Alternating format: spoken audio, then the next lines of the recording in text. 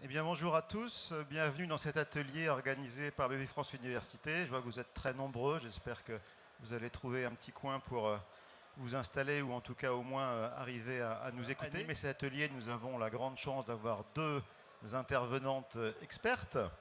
En premier lieu, Emmanuelle Foulonneau. Bonjour à tous et à toutes, merci d'être venus si nombreux. Donc Emmanuelle est la fondatrice du cabinet EFIB, qui est un cabinet de conseil en ressources humaines et en management. Elle est également praticienne de l'approche neurocognitive et comportementale, l'ANC, à l'Institut des neurosciences à Paris. Et puis donc, pour vous donner une illustration concrète de comment, dans la vraie vie et dans l'entreprise, ces neurosciences peuvent être utilisées au bénéfice du management, nous avons la grande chance d'avoir le témoignage de Véronique Guillot, qui est la directrice des ressources humaines groupe du Ponant. Voilà, bah écoutez, on conservera les questions pour la fin de la présentation. On essaiera de garder 10 minutes de questions. Donc je vous remercie de réserver vos questions pour tout à l'heure. Nous rentrons dans le vif du sujet. Emmanuelle, je te cède la parole, c'est à toi. Merci beaucoup Pierre. Écoutez, moi je suis vraiment ravie d'être là aujourd'hui avec vous. Alors, rendez-vous compte, 65% des métiers qui existeront en 2030 n'existent pas encore aujourd'hui. Donc je pense que vous avez bien fait de venir à cet atelier parce que vous allez pouvoir voir si votre cerveau sera ou non votre allié. Donc je me suis faite former à l'Institut du neurocognitivisme à Paris et certifiée. Et aujourd'hui, effectivement, je l'utilise dans mon activité.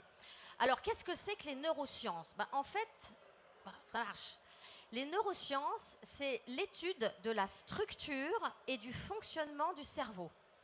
Aujourd'hui, à l'imagerie médicale, l'IRM, eh bien, on est en mesure de voir quelle partie du cerveau s'allume quand on prend une décision, quand on analyse une situation, et on s'aperçoit de l'impact que ça a sur nos émotions, nos ressentis, mais également nos comportements. Donc, moi, je ne suis pas neuroscientifique, comme je vous disais.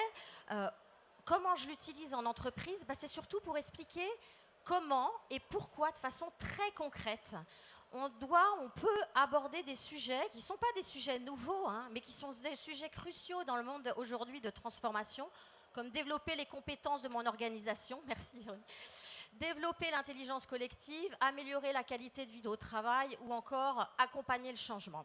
Alors justement, je ne vais pas faire aujourd'hui, dans le temps qui nous est imparti, je ne vais pas passer trop de temps pour parler de toutes les transformations qu'on est en train de vivre. En revanche, je voudrais faire un petit focus sur 3 points qui me paraissent essentiels. Le premier, c'est l'augmentation de la complexité. Avec ces transformations, finalement, on est passé de l'amélioration continue à la nécessité de faire les choses différemment, de sortir du cadre, d'innover, tout simplement de faire différemment. Mais ça suppose la capacité d'oser, ça suppose aussi le droit d'expérimenter et aussi le droit de se tromper. Deuxième point qui me semble important de noter ici, c'est on baigne finalement dans le collaboratif.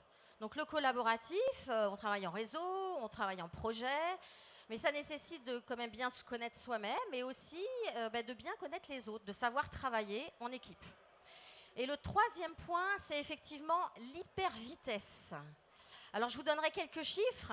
On est 7,5 milliards d'humains sur Terre et on échange 250 milliards de mails par jour.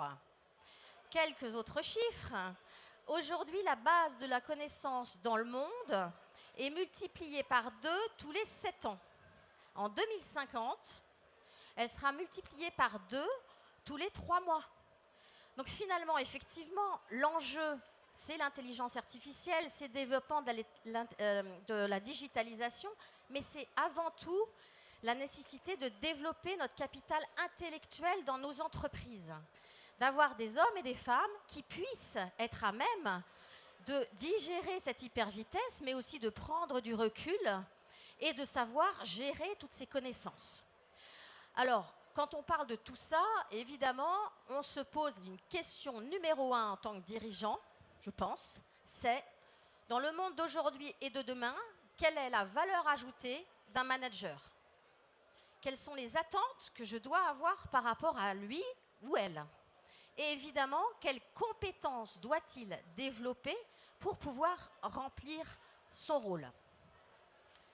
La troisième question qu'on peut se poser, c'est, mais finalement, est-ce que je peux mettre en place dans mon organisation certaines conditions qui vont permettre à chacun de libérer le maximum de son potentiel? Alors, pour répondre à ces questions, ce que je vous propose, c'est d'abord de zoomer ensemble sur justement quelques éléments du fonctionnement de notre cerveau et dans un second temps, de voir en quoi ces connaissances nous apportent pas mal d'éléments pour réfléchir sur notre organisation et notre management.